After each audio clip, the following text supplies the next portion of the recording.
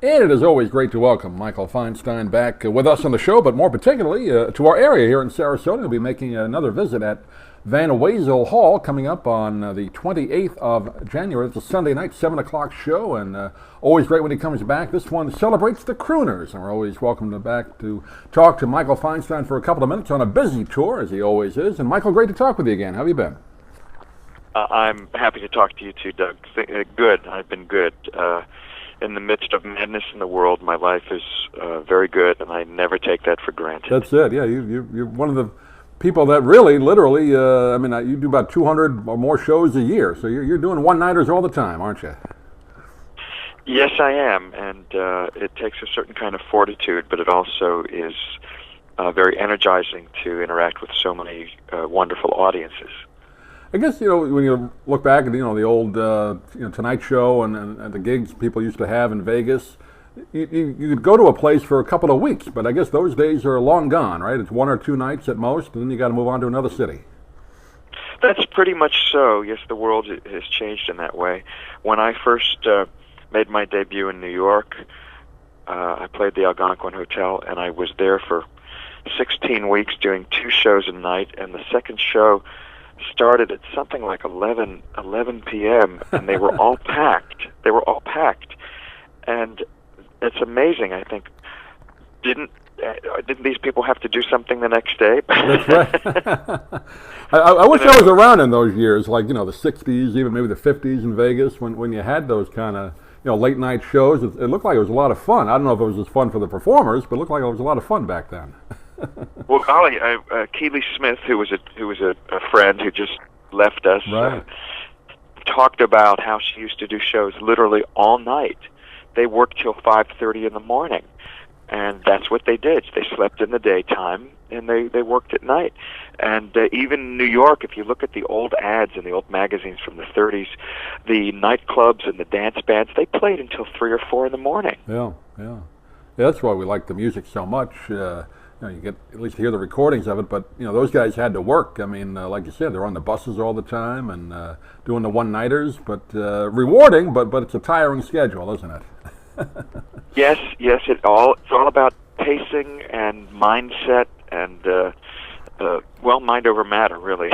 Well, let's talk a little bit about the show, and this one you're celebrating the Crooners, and of course those include, Frank Sinatra, Dean Martin, Bing Crosby, and really those legendary voices of the early part and the mid part of the 20th century. And I know your career has kind of been dedicated to preserving that type of music with the Great American Songbook. But talk a little bit about how you put this particular show together. I did a similar show in San Francisco last year, and it was fun to put it together because Crooners really is a particular style of singing that continues through today, even though it's most associated with that golden age.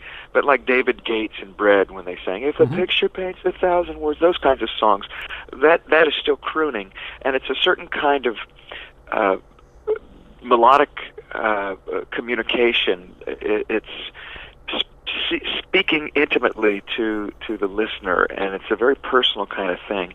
And it was evolved by Bing Crosby, who was the first male singer to use the newly invented microphone to sing in an intimate style. So through the years, people have always told me that they like that style of singing from me the most, and I thought it would be fun to explore the lineage of that and to sing all different kinds of songs in that gentle way. Even though there are some swing things in the show, because man cannot live that's right. as they, by bread alone.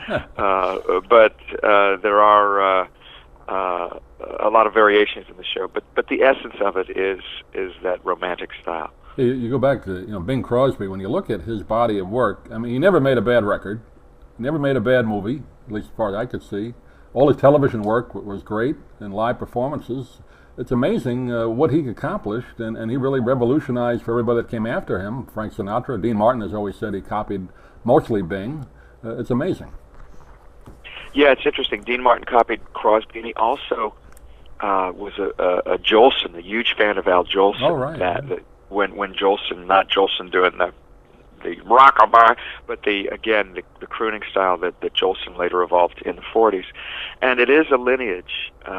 When I met Frank Sinatra, we were talking about different singers, and he told me that his favorite singer was Mabel Mercer because she used to sit at a little table, like a card table or something smaller, and she would sing directly to you, and it was all about the lyrics because her voice wasn't great. And he said he learned tremendously from that.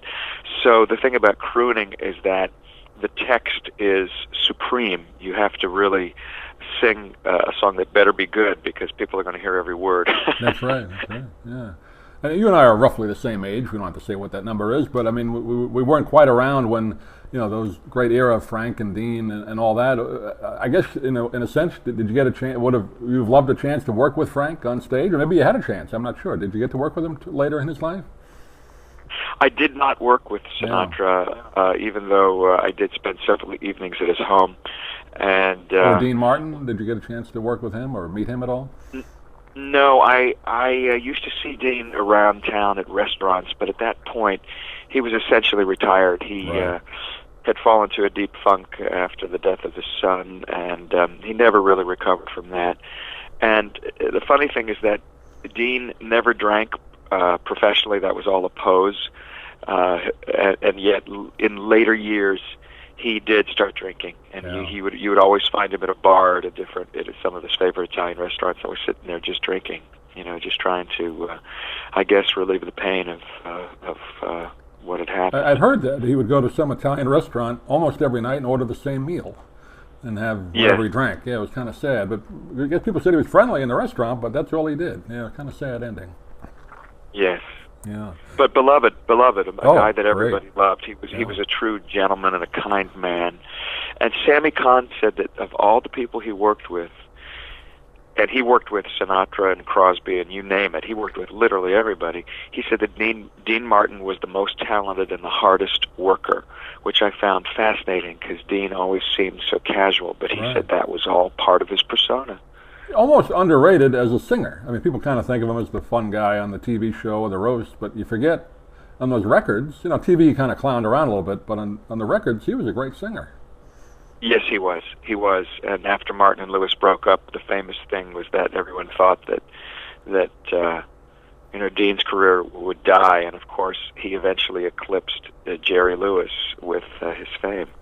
He did. Yeah, the TV show was on about 10 years, and you see some of those on YouTube. It's great to watch those. But again, we want to invite the people. There are not many tickets left, but there are a few left. If you get a chance, get them at Van Wezel coming up on the 28th of this month, January 28th, 7 o'clock show. And I guess you like the earlier start time, Michael, right? No 11 o'clock show here. Early.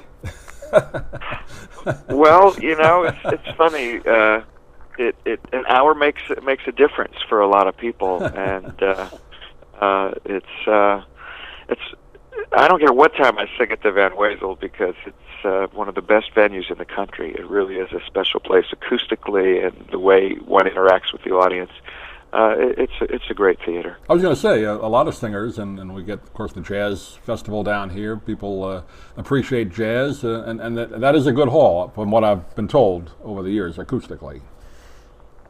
Yes, and Sarasota is a music town, and that a lot of great musicians have moved their work there. There's a lot of music. There's a keener appreciation for this kind of music, certainly, and so it's a little oasis for me, and I'm sure for other performers as well. And I know you know Dick Hyman quite well, and I'm glad to say he's doing better, and he's going to make an appearance locally at one of the local jazz concerts coming up. I know he went through some health issues last year, but good to have Dick Hyman still working.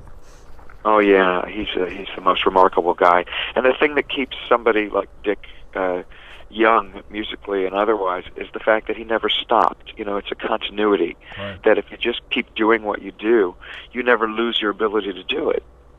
Well, don't you ever stop either, Michael. We like having you come down here, and always great to talk with you. Again, January 28th at the Van Wezel, 7 o'clock show. You can hear Michael celebrate the Crooners, of course, featuring music associated with Sinatra, Dean Martin, many others. And Michael, thanks for taking the time. I know it's a busy tour for you, but we'll look forward to doing it again. Thanks for being with us. Oh, thank you very much, Doug. It's a pleasure.